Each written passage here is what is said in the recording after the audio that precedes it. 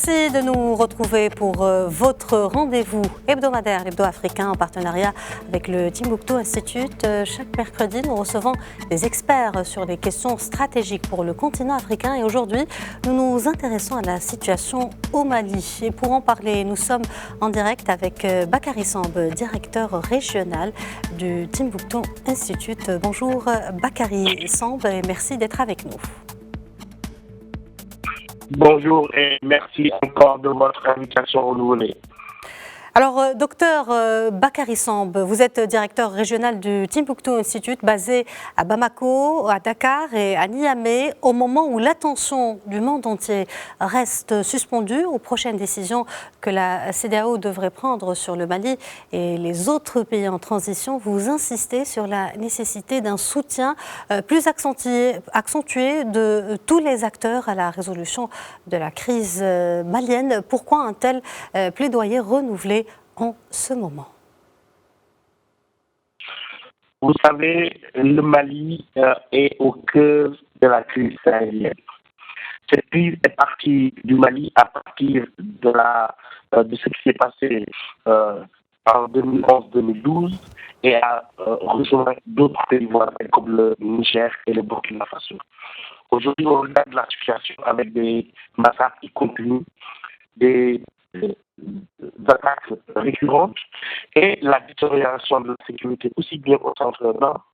Il est sûr que si des solutions durables ne sont pas adoptées dès maintenant, s'il n'y a pas une mobilisation forte pour que le Mali sorte de ce cycle de l'insécurité, la paix ne va pas s'installer dans les pays voisins, dans la région. Donc c'est la responsabilité de tout le monde, de la CEDEAO, de tous les pays du Sahel, de toute l'Afrique, mais aussi de la communauté internationale, de voir comment favoriser en ce moment, certes difficile, avec toutes ces divergences entre les autorités de la transition et la CEDEAO, mais aussi la communauté internationale, de dire que faire l'impasse sur la crise malienne ne mènera qu'à l'impasse. Et qu'aujourd'hui, il est urgent de trouver des solutions durables pour que ce pays sorte de cette crise qui de plus en plus s'aggrave, mais qui ne s'arrêtera pas seulement au Mali, mais qui concernera la sécurité de la région dans son ensemble. Bakary Samb, nous avons malheureusement remarqué la hausse des violences et des attaques terroristes dans ce pays qui a pourtant plus besoin de se relever au moment où les sanctions économiques le fragilisent davantage. Une telle situation ne semble-t-elle pas aggraver cette crise qui n'a que trop duré dans la région? Il y a beaucoup d'espoir par rapport aux réunions qui vont arriver au sein de la CEDEAO. Il y a beaucoup d'espoir aussi par rapport aux efforts qui pourraient être faits de la part des autorités de la transition.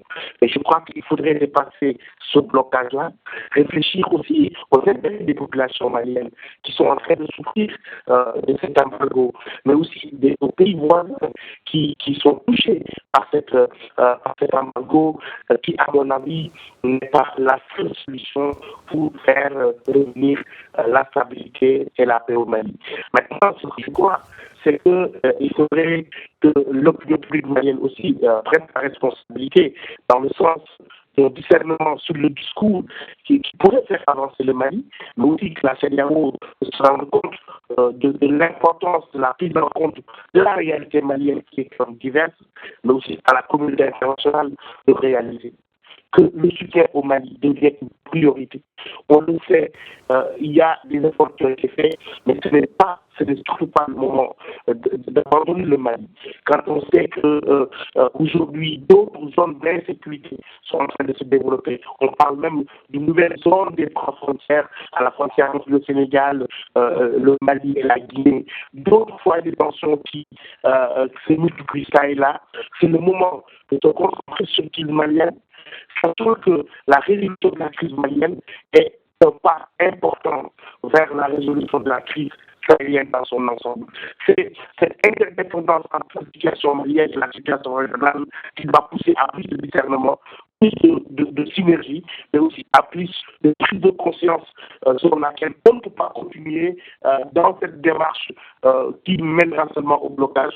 Il faut ouvrir véritablement les négociations, mais aussi que les autorités de la transition fassent les efforts nécessaires pour rassurer la communauté internationale et que celle-ci aussi se rende compte que le soutien au Mali devient un impératif de sécurité collective.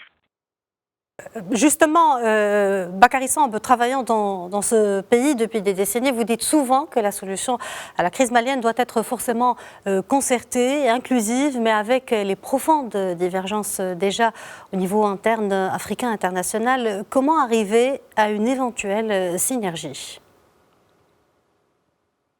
Cette synergie repose tout d'abord les dynamiques régionales que l'on connaît, c'est-à-dire les efforts qui ont été faits, toutes ces médiations menées par le gouvernement Jonathan, mais à cela doit s'ajouter aujourd'hui la solidarité internationale.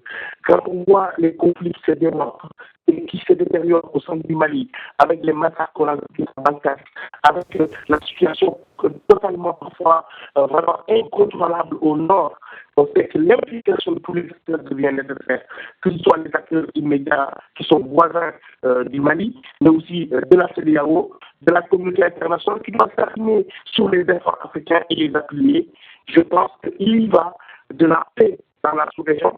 Il y va d'abord de la stabilité dans ce pays, dont l'insécurité ne fera que contaminer d'autres pays de la région. Et il y a aussi de ce que j'appelle l'impératif de sécurité collective. Il y a certes beaucoup de foyers de tension dans le monde, mais ce qui se passe en Afrique, ce qui se passe dans le Sahel ne concerne pas seulement les pays sahéliens, mais relève de la question de la sécurité collective qui, en dernier lieu, concerne le monde entier et la communauté internationale. Bakary Samb, merci d'avoir répondu à nos questions. Je rappelle que vous êtes directeur régional du Timbuktu Institute. Merci de votre aimable.